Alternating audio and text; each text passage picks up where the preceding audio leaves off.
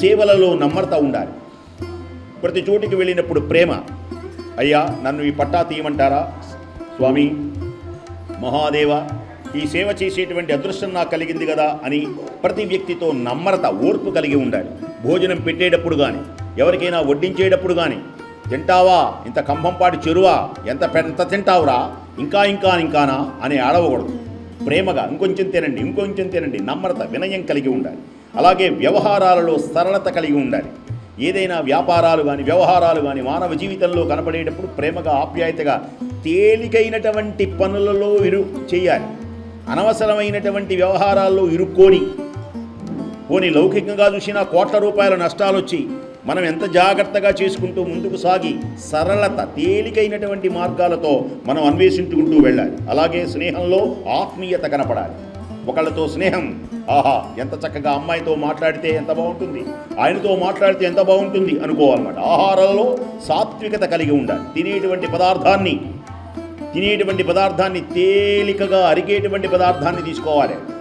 చక్కగా పప్పు, కూర ఇలాంటివి తినాలి. శాకాహారము తినాలి. తేలికగా ఉండేవి తినాలి. అప్పుడు మన మనస్సు ఆనందంగా ఉంటుంది. ఏది తింటామో ఆ లక్షణాలు వస్తాయి. ఏదైనా తినచ్చు. అద్దెనకూడదా ఇద్దెనకూడదా అని మొండివాదన చేయకూడదు. ఏదైనా తినచ్చు. నీకు ఏది కావాలనుకున్నావో అది చేయాలి. మనకు ఏ లక్షణాలు, సాత్వికమైనటువంటి ఆహారాన్ని తీసుకోవాలి. జీవితంలో సత్యత పాటించాలి. ప్రతిదానికి, చిన్నదానికి పెద్దదానికి అసత్యాలు, అక్కర్లేనటువంటి మాటలు, అన్ని అబద్ధాలు, మోసాలు ఇలా చేయడం మానవుడి లక్షణం కాదు, భగవంతుడికి ఇష్టం కాదు. కష్టాల పాలవుతాం. కనుక వ్యక్తిత్వంలో రమణీయత కనబడాలి.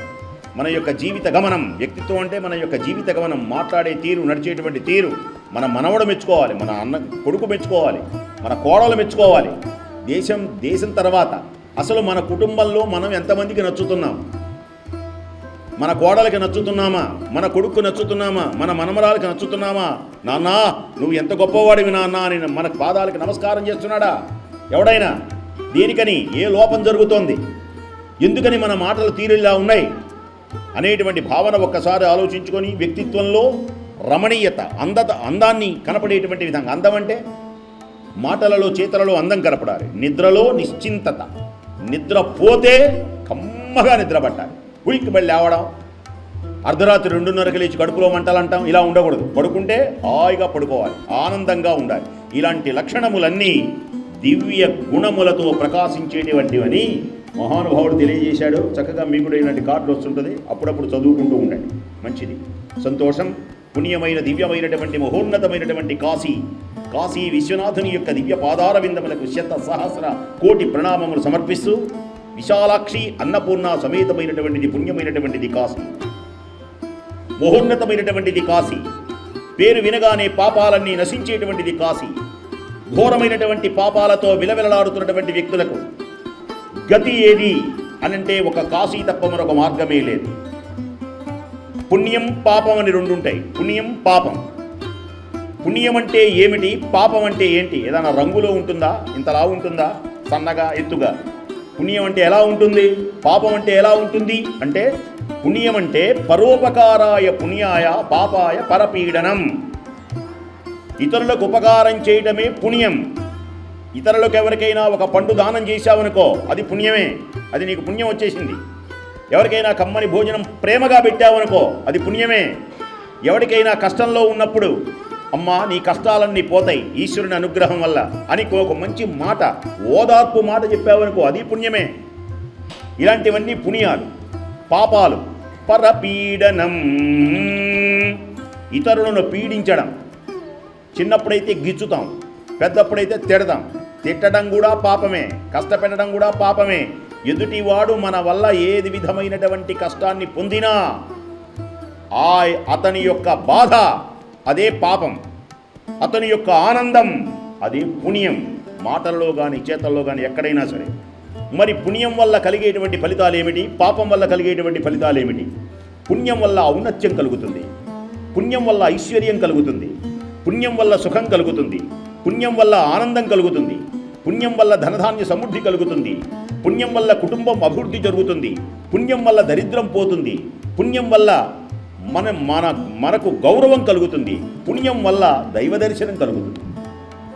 మరి పాపాల వలన దూషణ కలుగుతుంది, మనశ్శాంతి నశిస్తుంది, దరిద్రం కలుగుతుంది, అందరి చేత దూషింపబడతాడు, రోగాలు కలుగుతాయి, బాధలు కలుగుతాయి, వ్యధలు కలుగుతాయి, కుటుంబంలో ఏ విధమైనటువంటి కలిసి రాదు, మనశ్శాంతి లేదు, నిద్ర లేదు, ఏమీ ఉండవు.